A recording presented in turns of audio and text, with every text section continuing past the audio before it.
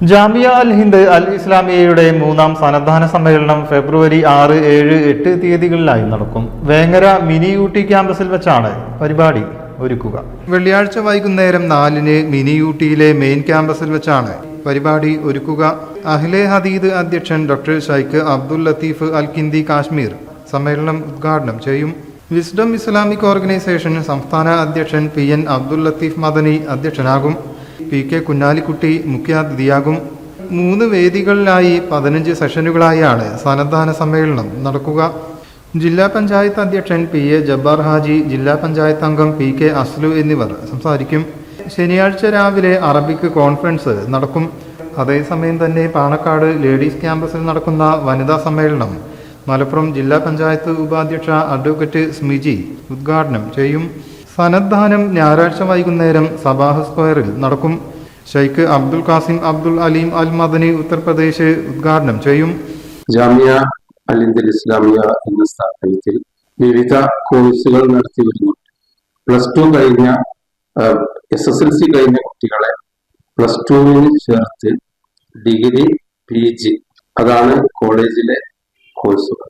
ഇത് മിനി ഊട്ടിയിൽ ആൺകുട്ടികൾക്കും തൊട്ടടുത്ത് പാണക്കാട് ഹൈസ്കൂളിന്റെ തൊട്ടടുത്ത് പാണക്കാട് ക്യാമ്പസിൽ പെൺകുട്ടികൾക്കും 2 സ്ഥാപനങ്ങളും കൂടി ഏകദേശം 700-ലേറെ വിദ്യാർത്ഥികൾ 350-ലേറെ പെൺകുട്ടികളും ബാക്കി ആൺകുട്ടികളുമായി പഠിക്കുന്നുണ്ട്.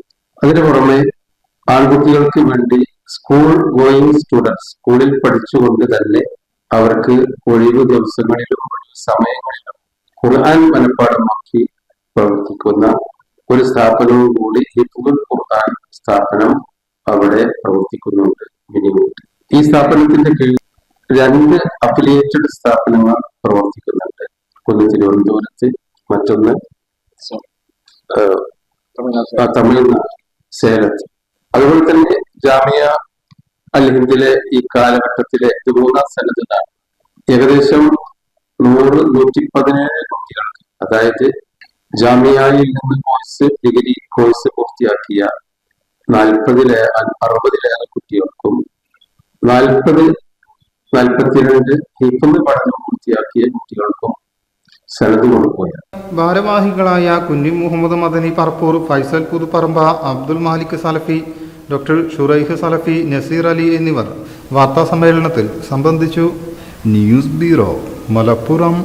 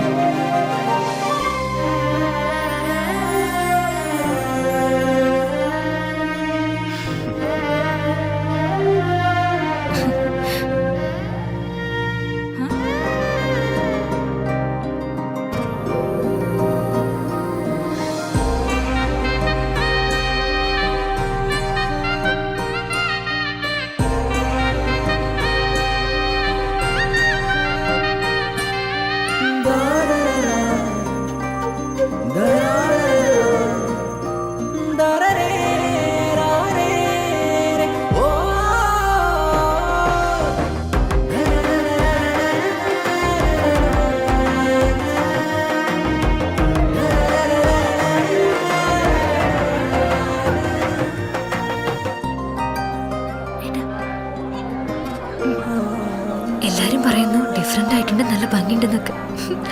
നല്ലതല്ലേ? ഞാനല്ല, സ്വർണം.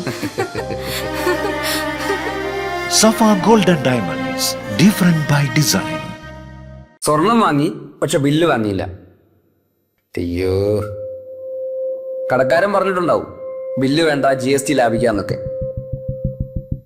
ഒരു ചെറിയ ലാഭത്തിന് വേണ്ടി എത്ര വലിയ റിസ്ക് എടുക്കുന്നത്. നാളെ ഒരു നിയമം വരും. ഒറ്റ രാത്രി കൊണ്ട് 1000-ന്റെ നോട്ടൊക്കെ നിരോധിച്ചല്ലേ, അതുപോലെ നാളെ സ്വർണം പണയം വെക്കണമെങ്കിൽ അല്ലെങ്കിൽ വിൽക്കണമെങ്കിൽ ഒറിജിനൽ ബില്ല് ആവശ്യമുണ്ട് കേട്ടോ. പിന്നെ സ്വർണം അണിയാൻ വേണ്ടി മാത്രമുള്ളല്ലോ, അതൊരു ഇൻവെസ്റ്റ്മെന്റ് കൂടല്ലേ. അതുകൊണ്ട് സ്വർണം വാങ്ങുമ്പോൾ GST നൽകിയെന്ന് ഉറപ്പുവരുത്തുക. Safa gold and diamonds original ബില്ലോടുകൂടി മാത്രം സ്വർണം വിൽക്കുന്നു. Safa golden diamonds, different by design.